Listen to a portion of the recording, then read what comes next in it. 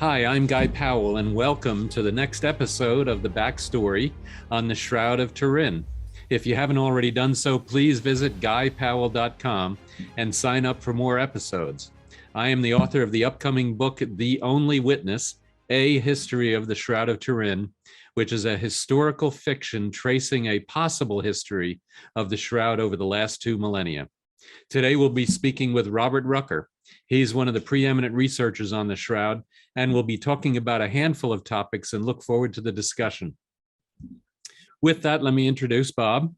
Robert Rucker earned an MS degree in nuclear engineering from the University of Michigan and worked for 38 years in the nuclear industry doing nuclear reactor design, criticality safety for nuclear fuel production, and non-destructive testing or assay of fissile material in containers. He published 41 documents with US government agencies, and he has been researching now the Shroud of Turin since about 2013, including application of nuclear analysis computer calculations to solve the carbon dating problem for the Shroud.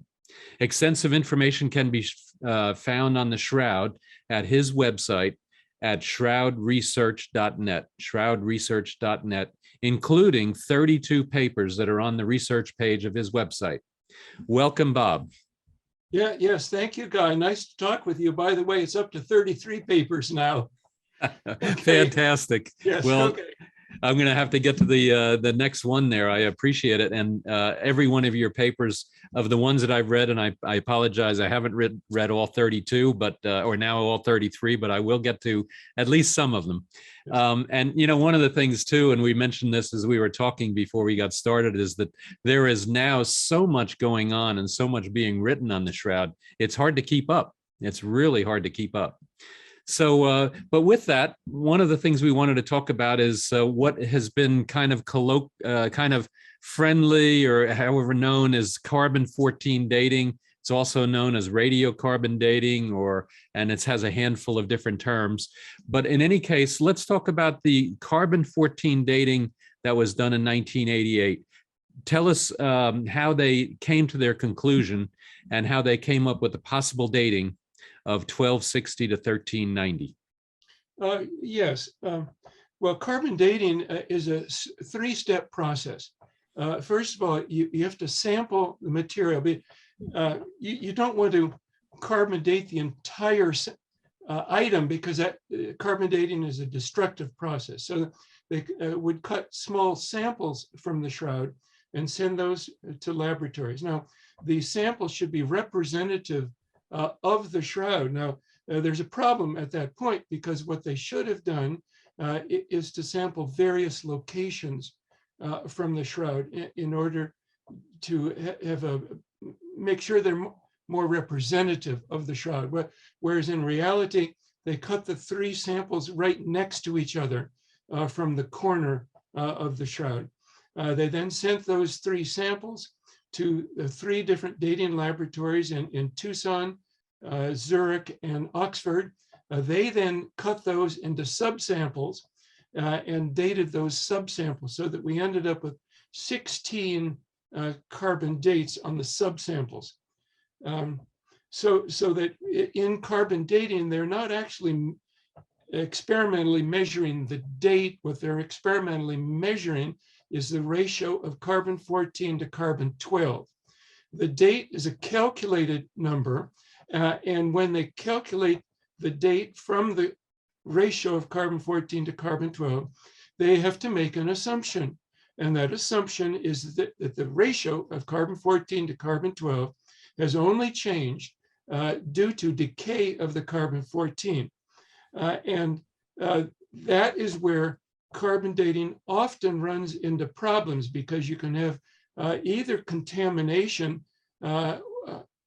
bringing a different ratio of carbon-14 to carbon-12 into the material, or you can lose material from the sample during the process of history.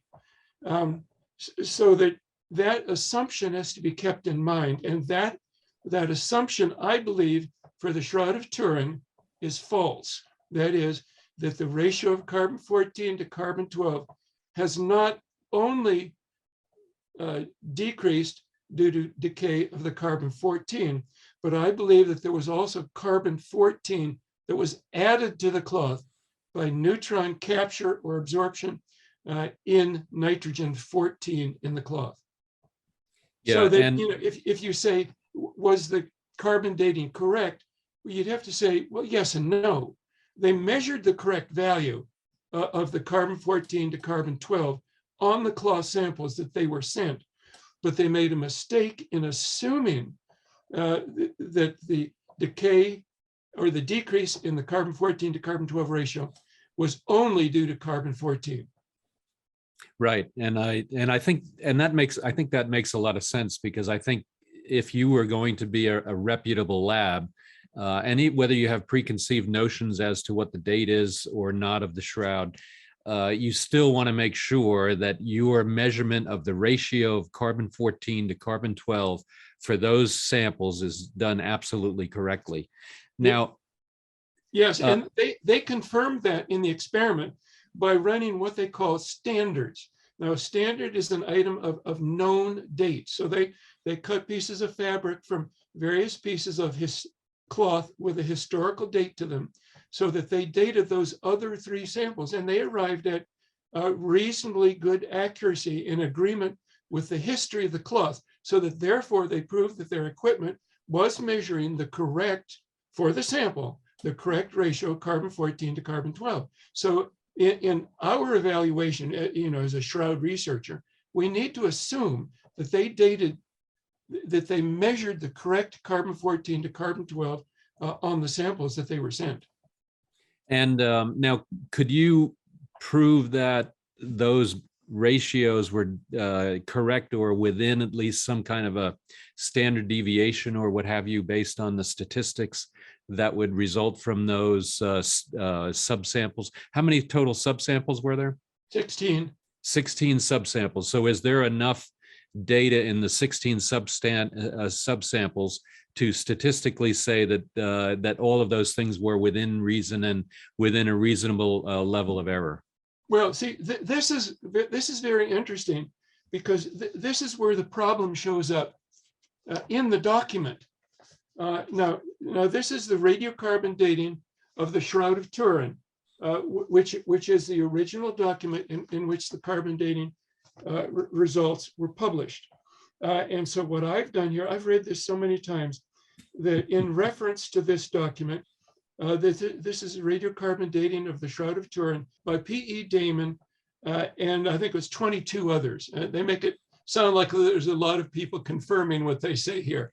So they're trying to reduce the statistical variance by having more people on it. oh yes, yeah. So what I've done here is I've labeled these paragraphs. I've numbered them, and so if you go over to on this document to page 5, paragraph 21, it starts. I'm sorry, paragraph 23, which starts with more quantitatively. So if you're reading the document, it's on page 6. It's under table 2. And let me just read this to give the proper context. More quantitatively, to establish whether the scatter among the 3 laboratory means.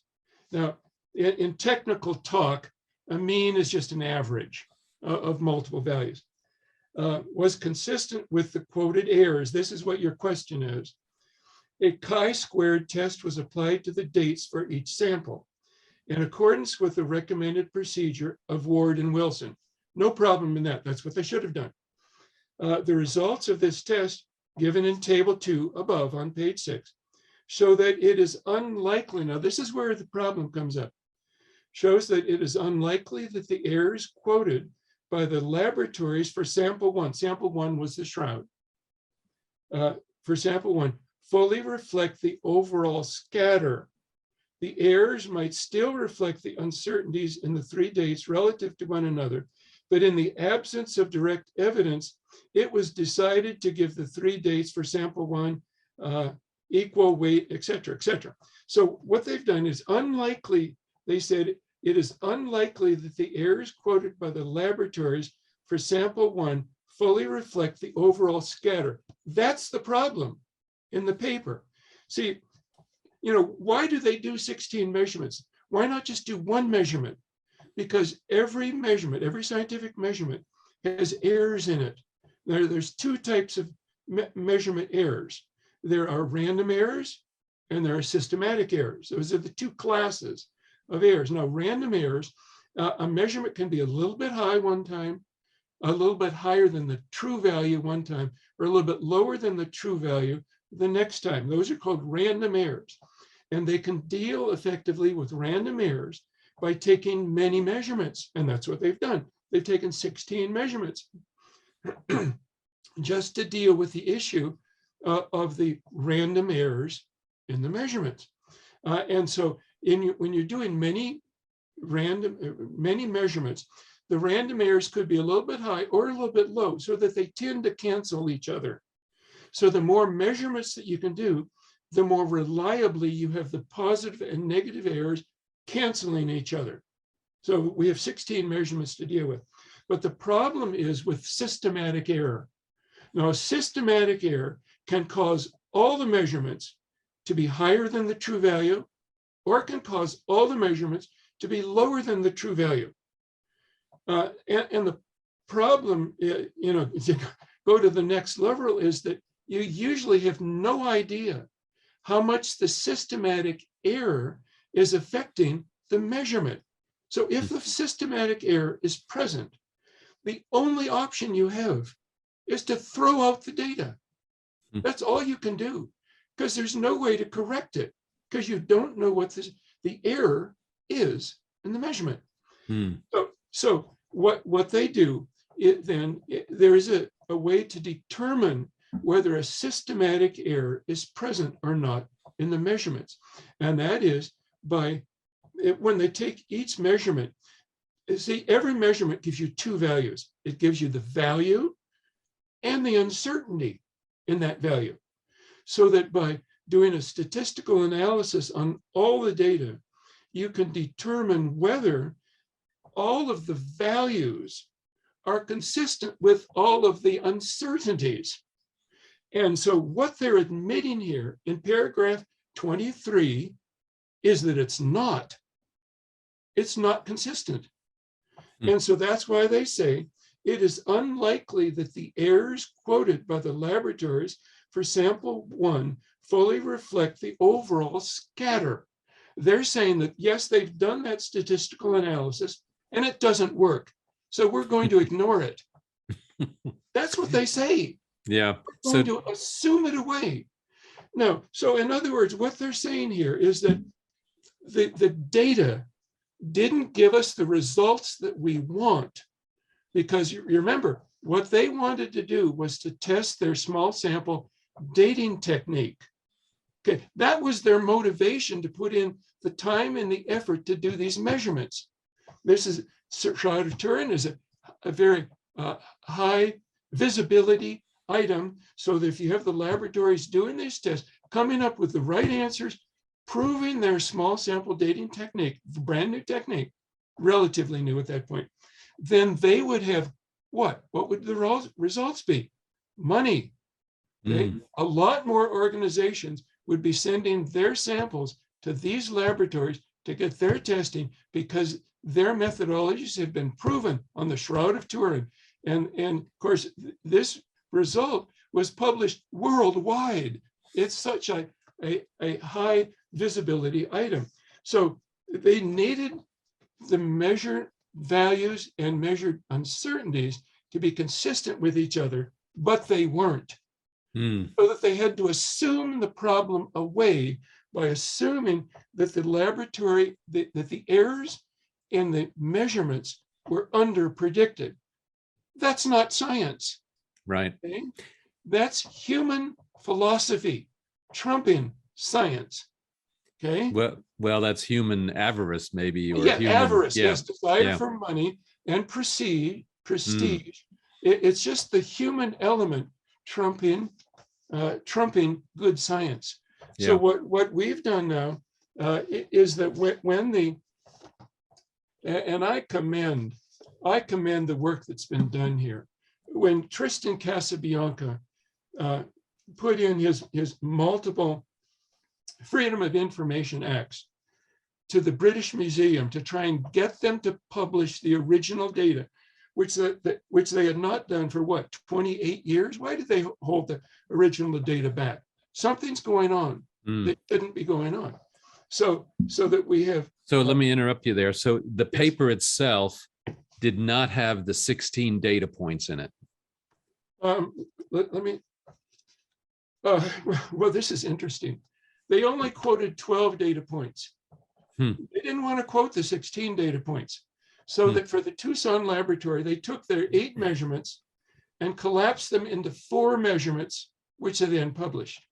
Okay, so they published 12 values, not 16. My goodness, all these manipulations that are being done. Yeah. And what did that accomplish for them? Well, that eliminated the high value and the low value to make the values more consistent with one another. Okay? Well, you know, to use their terminology, it looks like they took their statistics and they flogged it. Because there's just so many things wrong with this. It's just embarrassing for any scientist to be associated with this, I would say, when you look at it in all seriousness. So that there were not only Tristan Casabianca's paper, but there were 3 other papers, peer-reviewed and published in peer-reviewed journals, based upon the data that Tristan Casabianca published in his paper, and they all come to the same conclusions, that the values are inconsistent with the uncertainties, so that there evidently was a systematic error present. Now, they don't say it that way. They prefer to say it that the measurements indicate that the subsamples were homogeneous. Well, that's just a different way of saying that they were different from the true value based upon a systematic error. So I prefer the other way of communicating it. That's all that's going on. But we now have 4 papers that show that the only result that is scientific is to simply take the carbon dating of 1260 to 1390 and throw it out. Now, let me back up a little bit. When they take the subsample values were then averaged to give a mean value for each laboratory, which were then averaged to give a total average. And that total average was 1260 to plus or minus 31, 1260 plus or minus 31. But the carbon 14 content in the atmosphere varies. And that has been shown by tree ring counting. So that the carbon 14 to carbon 12 measurement can be corrected by tree ring counting. And when that's done, the value that's obtained is a date of 1260 to 1390, an average of 1325. And they quote that as 2 sigma. Well, it's only 2 sigma if your 1260 plus or minus 31 is absolutely certain. And it's not. That should be thrown out. So the 2 sigma is totally false, in my view. So they flogged it again. Yeah. So there's so many errors in this that it's just pathetic to be associated with it. And I'm sorry for the names of the people, good people in general, that were associated with it. But it's just the human element coming in in order to direct the results. In other words, the results were goal-oriented in order to validate their small sample dating technique. Well, and you're right, that is such a shame. And then and what that did to the overall study of the shroud for 20, 30 years. I don't remember when Casabianca's paper came out, but I think it was like 2012 or 15. So that's almost 30. March 22nd, 2019. Yeah, so almost 33 years, roughly. And I don't know, I'm not doing the math right, 31 years. And for 31 years, then the true results of that carbon 14 dating done by those 3 labs was hidden. The results were hidden. Yes. And took 30 years to finally get it out. And then now to, unfortunately, as you know, it's so difficult once a piece of news gets out there, it's so difficult to retract it. And none of the papers, none of the magazines, any of the publications that publish those results have issued a retraction, and which they should. Absolutely.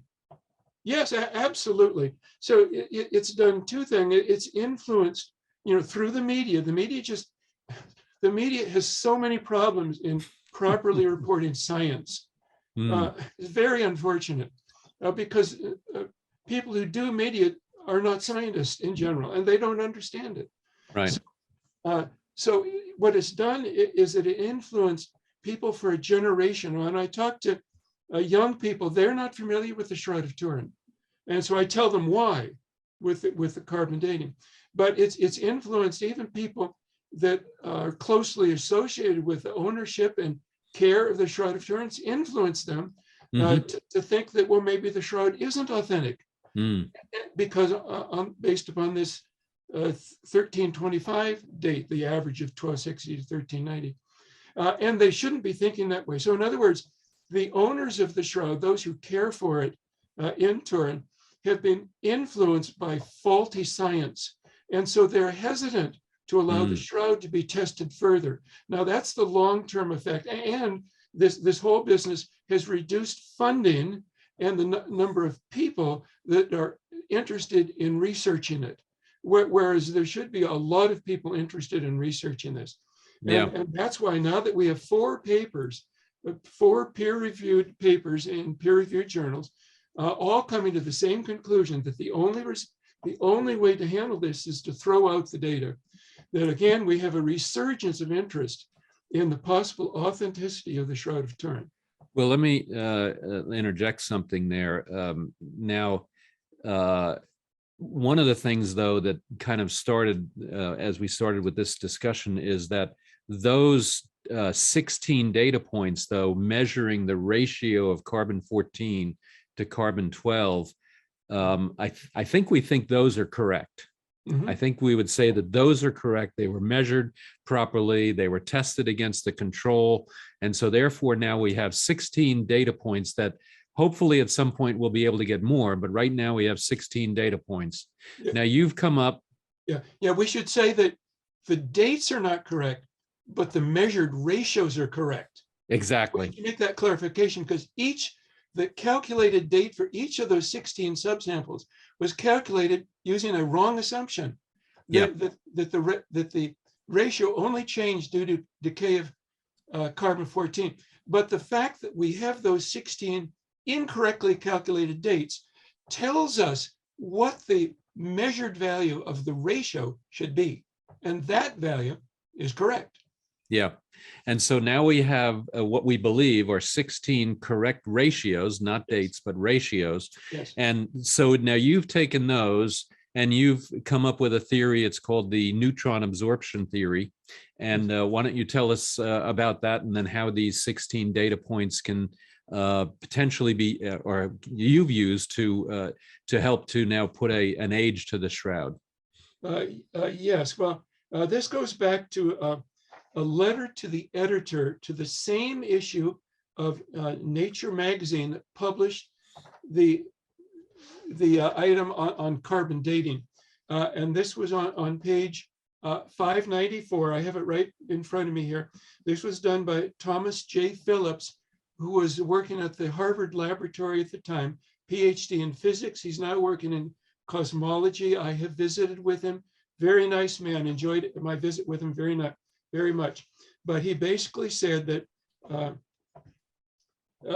if whatever value the carbon dating gives for the Shroud, you should realize that it could be wrong based upon neutron absorption producing new carbon-14 on the Shroud. And the mechanism that he suggested was neutron absorption in carbon-12. Now, there's actually 3 different mechanisms that neutron capture or absorption can create new carbon-14 on the Shroud. But carbon-12 is not the major item. It's actually nitrogen-14. I think would produce about 96% of the new carbon-14 on the cloth. So I, Now, I didn't realize that he had said this until years after. He published this, Thomas Phillips, in 1989. I read the document on carbon dating probably a few years after it came out in 1989. And at that time, I think it was 19 years of experience in calculating neutron distributions in nuclear reactors. So that experience was valuable, because sitting in the library after reading that document, it occurred to me that the 3 dates from the 3 laboratories were in ascending order. That is, that they became more recent the further you get from the bottom of the cloth. And if that wouldn't be the case unless there's what's normally called a systematic measurement error. Something is causing that distribution to be shifted, as you move from the 3 different laboratories. They were cut. They were 3 samples that were sent to the 3 laboratories. They were cut right next to each other. So there was only a centimeter or so, just a portion of an inch difference between the 3 samples. But the 3 laboratories were able to pick up this difference in the dates, even though they were that close to each other. So the change in the date is about 36 years per centimeter, about 91 years per inch. So if you move the sample point up 1 inch, the date that you obtain by carbon dating changes by 91 years. Now, significantly, at that rate, if you move the sample point up just 10 inches, that would shift the carbon date by 910 years, which would shift it to the future from today. Well, that can't be. Something is going wrong. So what is it? So we have not only the average value, that is the one value when they averaged everything. So that was the 1260 to 1390. You have the 3 values from the 3 different laboratories, which tells you that there was a shift of about 91 years per inch as you progress, as you move the sample point away from the bottom of the cloth toward the center of the body. Okay, but you also have the 16 data points, which give you the total distribution, not only maybe you might call it the X direction, but also in the Y direction of where these subsamples were located as they were cut from the 3 samples. So that when you take all those 16 subsamples into account and do a chi-squared statistical analysis on it, you come up with only a 1.4% probability that the answer that they give in their document is correct. In other words, there's a 98.6% probability that it's not correct. That is, that the uncertainties are not consistent with the dates. Yeah, that's incredible. Yes. When a 98.6% probability that it's wrong is just that's a huge number. It's a huge number. Oh, yes, it is. Can you imagine? And just to put it in real terms, you're flipping a penny heads or tails. That would mean that when you flipped it 100 times, it landed as heads 98 to 99 times out of 100. Yeah, that's almost impossible. Yes, if you were told that on your flight from here to Timbuktu that the plane had a 98% chance of crashing, would you get onto it? Would you buy into the 1.4% probability that it's not going to crash? I wouldn't. It's not a reasonable thing to do. Right. Interesting, and I don't know, it's getting into the weeds, but and so maybe it gets in a little bit too much, but interesting point that you make, that the neutrons that are being absorbed actually change then the nitrogen 14 to carbon 14, as opposed to kind of upweight the carbon 12 to a carbon 14. Oh no, yeah, they immediately kick out a proton. Neutron hits it, immediately kicks out a proton. And you see what happens is that then changes the number of protons in the atom from 7 to 6, which changes from nitrogen to carbon. Yeah. Yeah. So that then what I did was, on the realization that there was something seriously wrong with the data, in the conclusions in this document, and the fact that the three mean or average values from the three laboratories were consistent in being different, that they have a slope from one to the other as you move up. And so based on that, I ran nuclear analysis computer calculations using my computer code that I had been using for both the previous dozen years. And that's called MCNP. And so I assumed that neutrons would be emitted homogeneously, which means uniformly throughout the body. A model of the human body in simple geometric bodies wrapped in a linen cloth located on the back bench in a limestone tomb, as it would have been constructed in first century Jerusalem. And this was in the first half of 2014. I ran between 400 and 500 MCNP calculations, each one taking between 6 and 13 hours to follow 30 million neutrons one at a time in order to get good statistics on the result. And so in that process, I was able to calculate the neutron distribution in the tomb, which after 19 years of calculating neutron distributions in nuclear reactors, I had a good feel for it. And a lot of engineering is based upon your experience and the result. Does it feel right? Is it reasonable with all of your experience? And this was, I knew it would be a what's called a cosine shape, being lower at the feet and at the head, maximizing over the body. And that's exactly what the calculations showed. So that the neutron distribution was sloped very much then down by the feet. It was falling off. That would cause the samples that were tested by the three laboratories to give different dates. And the MCNP calculation of the neutron distribution would tell me how many neutrons were absorbed in each one of those samples. And it agreed very nicely with the values that were obtained by the laboratories. Now, I want to restart those calculations at some point and try and refine the calculations. In those set of calculations, I didn't use any acceleration techniques, as they're called, but I need to get better uncertainty because I want to get smaller volumes. I want to get down to the subsample area. And so I need to restart those calculations. But that then was consistent with the 1260 to 1390 average value. It was consistent with the slope in the dates that the three laboratories obtained. And it was reasonably consistent with the distribution that's obtained. At least I thought it would be based upon my engineering experience. It would be consistent with the distribution of the 16 subsamples. Now, I qualified it that way because we don't know exactly how they cut the 16 subsamples from the three samples.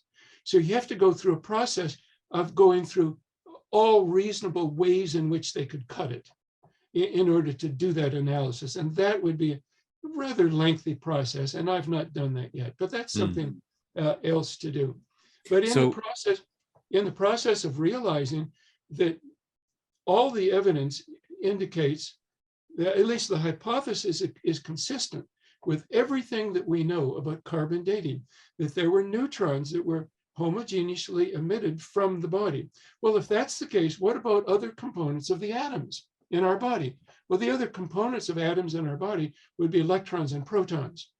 So then, based upon that, then I worked out a mechanism for that would be a good explanation, call it a hypothesis, for explaining how the images, the front and back images on the cloth were formed by charged particles emitted in this same radiation burst.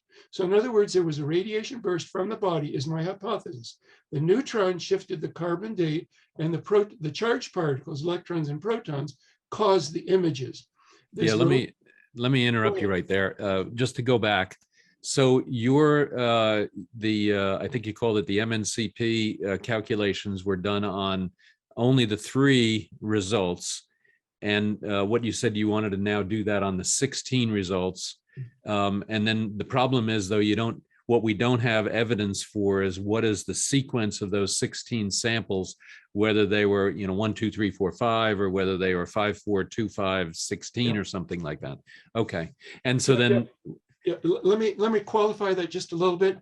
The MCNP code produces a distribution which you then have to normalize. And so what I did was that the main value was the 1260 plus or minus 31, the uncorrected value. So I normalized the entire distribution to the 1260 value. I then looked at a little bit closer to the center of the body and a little bit closer to the bottom of the cloth to get the overall slope, and it matched the experimental data very nicely. Okay. Yeah. Thank you. Yeah. So very interesting, and that makes sense as potentially a next round of study using those 16 potentially data points. Exactly right. Yeah. And that's why I have to refine the calculations using acceleration techniques to allow me to get good statistics on smaller areas. Yeah. Okay. And all right. So now what the neutron absorption theory does is it basically says that is how the carbon-14 to the carbon-12 ratio is potentially wrong. It potentially determines or explains the variance that you have in the 3 measurements, that those 3 measurements kind of slope forward. And then one thing you said as well, which I want to bring out, is that as you then go up the body and up towards, I guess, the torso, and at some point, the measurement, potentially the measurement of the ratio of carbon-14 to carbon-12 could point you to a date that's in the future. Yes, but my calculations are that I think it's about 90% of the area of the shroud would carbon date to the future from today.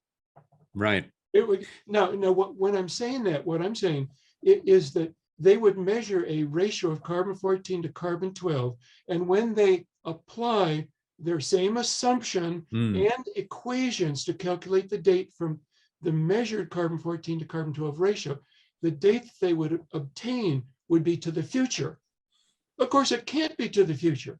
That indicates that there's something basically wrong with it. So that the dates on the dorsal image would be further to the future than the dates on the front image, because the neutrons that were going downward would scatter off of the nuclei, and many of them would come back to push the date further to the future, so that the date on the dorsal image under the body at the center of the body mass should date, according to my calculations, if I'm doing these things right, should date to about 8,500 AD. So maybe that's when Jesus will come back for us. So we just have a couple of thousand years to wait.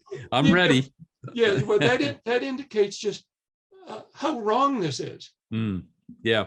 And how wrong their conclusion was. Yeah. And why it was wrong. Yep. Exactly. All right. So now we have a working theory with really good data behind it, and then of course there's always improvement. Now let's talk about the next piece of it. So what happens to the protons and the electrons that are in the body? Okay, just very quickly here. I think we're approaching the end of this. Well, we can go a little bit longer, so that's okay. Yeah, so the protons and electrons they would be emitted vertically collimated. You need to have it vertically collimated in order to form a good resolution image. You can't just have it going in all different directions. It has to be vertically collimated. Exactly, because there are not billions of lenses between the body and the cloth to focus focus this on each fiber. So the only option is to have this vertically collimated to form the good resolution image. So that those charged particles then are absorbed on the cloth, so that you have a electrical charge difference between the body and the cloth, both top cloth and bottom cloth, as this oscillation continues. And so that would create, just like a thundercloud going over ground with multiple lightning rods on it, when the electrical charge gets large enough and the separation between the tip of the lightning rod and the thundercloud gets small enough, you have a lightning bolt. That's what's happening. So we're having little static charges be emitted from the high points where the distance between the body and the cloth is the minimum. And that explains the mottled appearance of the discoloration on the cloth. You have to arrive at your hypothesis to explain all of these features. Now, the charged particles, of course, are going through the air between the body and the cloth. And that air is absorbing the charged particles, it's scattering them, and depending on what the charged particles actually are, I mostly talk about neutrons, protons, and electrons, but we don't know that. But it's just most likely, it seems. But they could all, charged particles could also be decaying. Okay, but as they go across the air gap between the body and the cloth, the intensity, that is the number of particles, is diminishing. And that is the cause of the three-dimensional information on the cloth. Okay. Yeah. And so what do you have? Yeah, so that we have an explanation for the 3D information. And I don't think any other hypothesis explains it. And also you have an explanation of the clarity of the image. Because like you said, if everything just went off in all directions, then you would not have a clear image. You have to have them going off in basically the same up and down directions, which is your term, vertically collimated, and a vertically collimated radiation burst, to be able to get a relatively clear image on both sides of the shroud. Oh yes, and this hypothesis was developed from the evidence itself. So that as far as I know, I've accounted for all of the evidence that I'm aware of related to the image on the shroud. So that this, what I'm saying is there would be a static discharge from the high points on the cloth, but that static discharge would be only from the top one or two fibers in the thread, thus explaining the superficiality on the threads. Now, there's a rapid up and down oscillation of the radiation burst within the short duration, maybe a microsecond, whatever, but within that very short duration of the radiation burst, there's a more rapid oscillation between up and down. So that what that causes is an alternating current in the fibers, which has a very interesting effect. An alternating current in a conductor forces the electrons, based upon just the interaction of the magnetic field and the electric field, according to physics. It causes the electrons to flow in alternating directions. That's what alternating current is. The electrons flow back and forth in alternating current. It would cause that electron flow to be very close to the surface of the fibers. And that would cause heating right at the surface of the fibers, which would cause discoloration right at the surface of the fibers, thus explaining the extreme superficiality of the discoloration on the fibers. I don't know of any other hypothesis that explains this. Well, and to your point about the alternating current, so the current and the electrons and protons are going up and down and up and down, down and up. And that also explains potentially why then you have an image on the top of the cloth that was on the top and the cloth that was on the bottom. Yes, and the quality of the front image and the dorsal image is very similar. And why is that? Because on the top image, you only have the weight of the cloth on the body, whereas on the back image, you have the weight of the body on the cloth. So the image production mechanism must be independent of the weight, as if something is being emitted from the body. Now, another indication here is that the cloth is an interwoven fabric.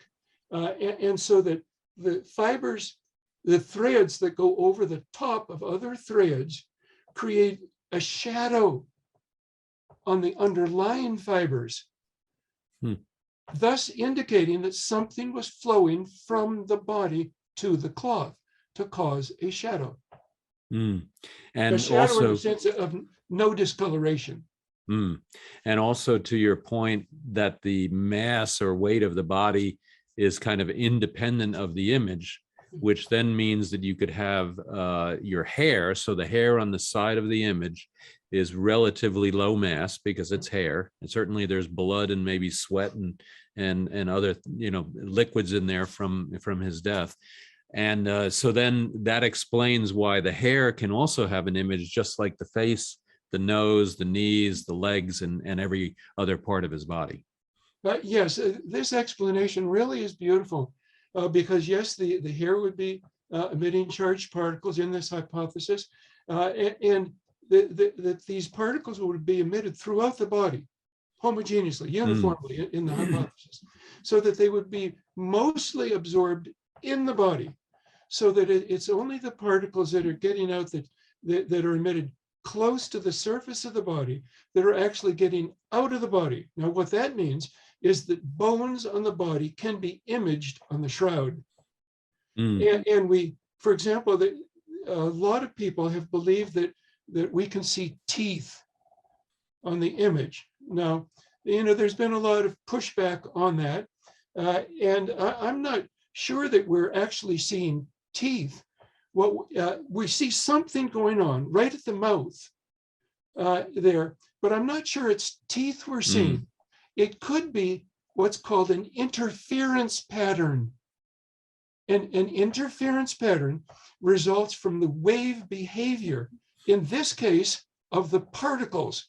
Because when you're talking about particles with energies, you're talking about the duality of a particle having both a particle and a wave nature. So that this could be, and I at this point, I haven't thought through it a lot, but I suspect that this is an interference pattern that we're seeing, so that it would be the result of the wave nature of the particles that are being emitted, confirming that it's particles that are being emitted from the body. Yeah, interesting. Now, yeah, very interesting, and would love to, as your thinking there progresses, would love to learn more about that. Now, one thing as an objection to what you're saying, and I think it's pretty easily explainable, is that, well, how can cloth is an insulator, how can cloth actually be a conductor? And I'm sure there's a handful of different possibilities there. One of the things that I think about, though, is, to your point, when the voltage gets high enough, even air breaks down and becomes a conductor. And certainly a microwave, which is then a certain frequency where the microwaves are actually going through the air. And so maybe if you have some thoughts on that and how that alternating current then helps to explain that. Yes, well, this would be a prediction. A good hypothesis is consistent with the evidence and makes predictions that are testable. Okay. Right. Yes.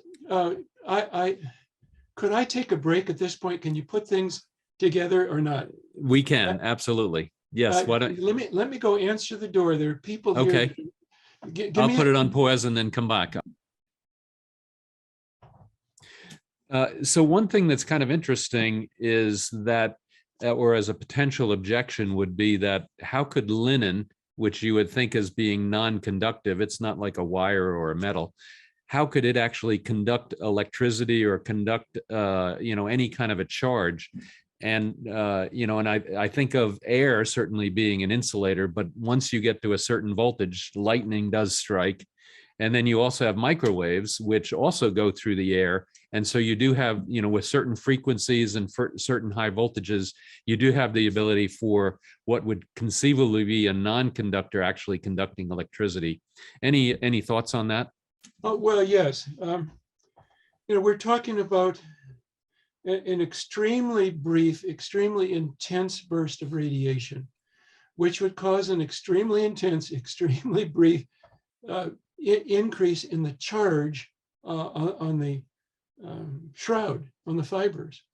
And so the hypothesis makes predictions. Now, a good hypothesis, as I said before, is consistent with the evidence and makes predictions that can be tested. So this would be one prediction that would be testable, that a fiber, a linen fiber, could have a sufficiently intense burst of alternating current in it that the fiber would conduct electrons and that those electrons would then cause discoloration in the extremely thin outer region of the fiber, only less than 0.2 micrometers thick compared to the 15 to 20 micrometer diameter of the fiber.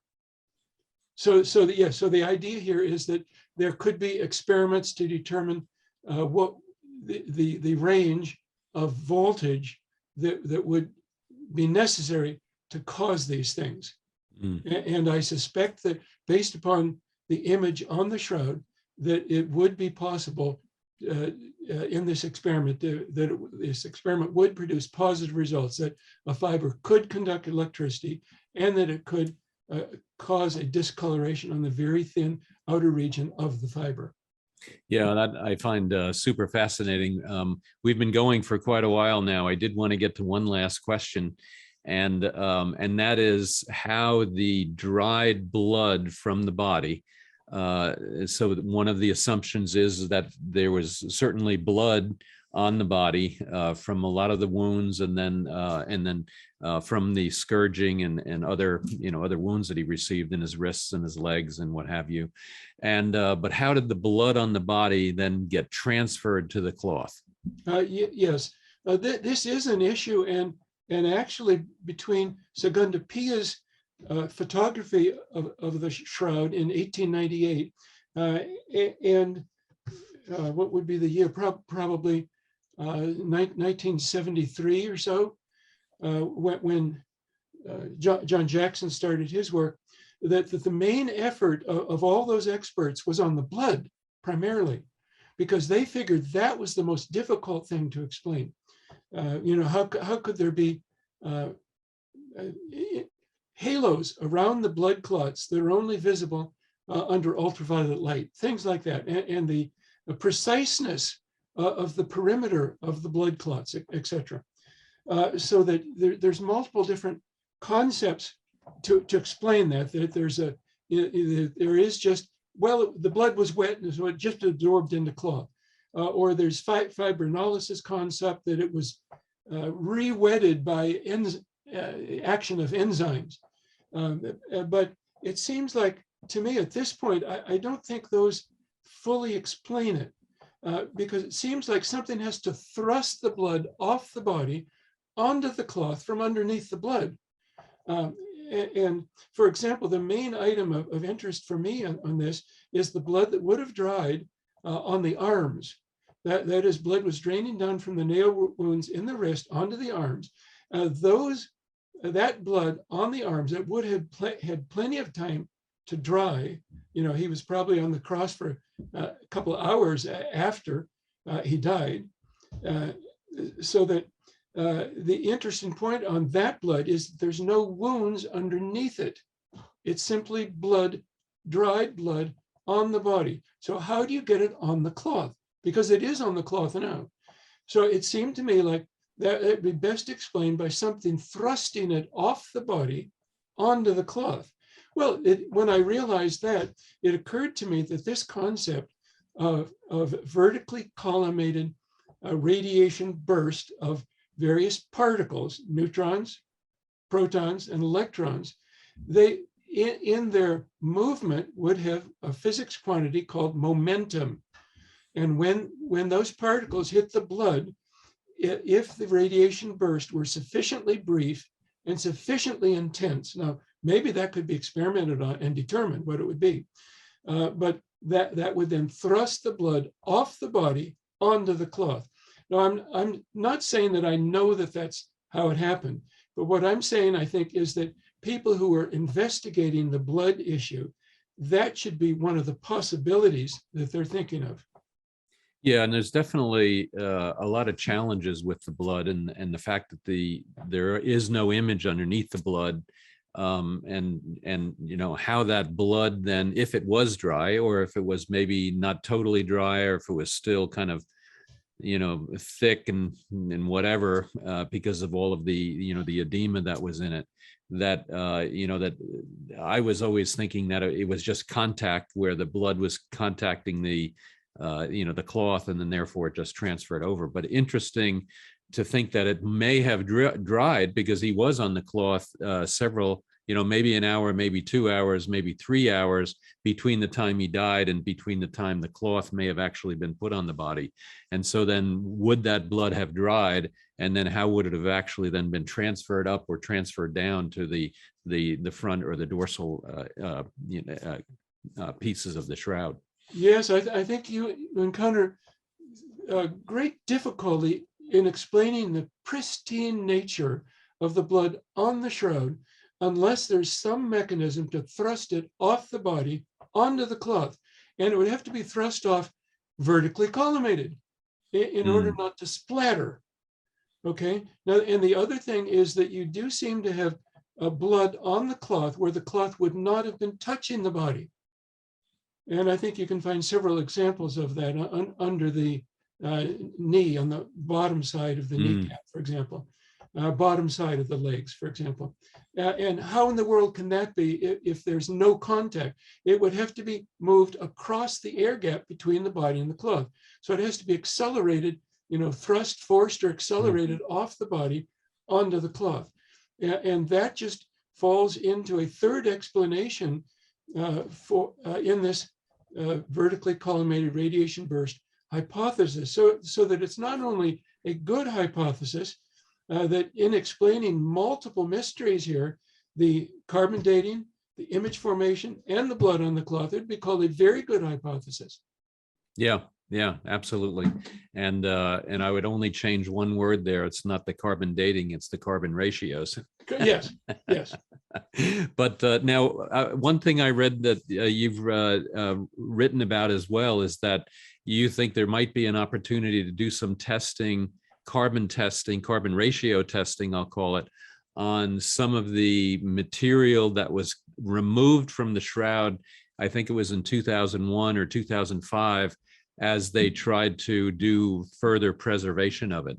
And tell us a little bit about that. Yes, I think it was 2002, as I remember, but they were doing a renovation of the shroud where they took the backing cloth off. They also took the patches that were, there's 16 patches where one corner of the shroud had burned in a fire in 1532. And so they took those off.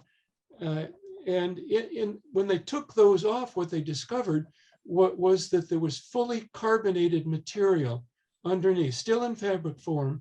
And so they broke that off and put it into 42, I believe, sample jars, very small sample jars, that were then put into the vault in Turin, Italy, and they've remained there ever since. So one obvious thing is to do carbon dating on the material in those 42 sample jars and compare the results with my prediction that 90% would date to the future. Well, and that is interesting, because then those pieces, although you certainly have, you know, carbon ratio testing is destructive, but basically those samples now are potentially available and could be tested in a destructive way. Plus they're from all over the shroud. So it's not just the corner where the previous carbon dating samples were taken. It's now, you know, samples from throughout the whole shroud. Yeah, so I'm not sure how those sample jars were categorized. What I would like to see would be that the samples were torn off from this particular location and put into this particular sample jar. But there was also carbon that, because the shroud has been folded and rolled so many times, this carbon material has moved around between the cloth and the backing cloth. And so that was then gathered up and put into sample jars as well. So that would be kind of, but you could still use it for dating to determine whether it dates to the future. Right. How interesting. And in doing such dating on this material that's already been removed from the cloth, you wouldn't be affecting the appearance of the shroud at all. Right. It's you've already, so to speak, destroyed that piece. Yes, and it was kind destroyed of a no-brainer, really. Yeah. Well, I'm hoping that hopefully here in the next handful of years, the Vatican, who now owns it, or the Pope, who now owns the shroud, will then start to allow some more scientific testing as the news kind of disseminates about the falsehood of the carbon-14 dating that was done in 1988, to realize that now has so many errors in it that that science does have a way to do some reliable analysis of different aspects of the shroud, including specifically the dating. Yes. Yeah. So with that, let's close. I think you and I could talk forever. I'm a recovering engineer, and so I love all this stuff. And so I could talk about it with you forever. And unfortunately, we probably ought to break. But thank you so much, Bob. It's been really fantastic. And if you want to learn more about Bob's work and now his 33 papers, you can find more information at shroudresearch.net. And if you'd like to, you can email Bob at info@shroudresearch.net. Thank you so much, Bob. I really appreciate it. Yes, this has been a lot of fun. Thank you very much. Yeah, I love talking to you. And for the audience, if you're interested in other videos, please go to guypowell.com and sign up for more videos. And also, if you like this one, then please rate it with 5 stars. And thank you. Thank you.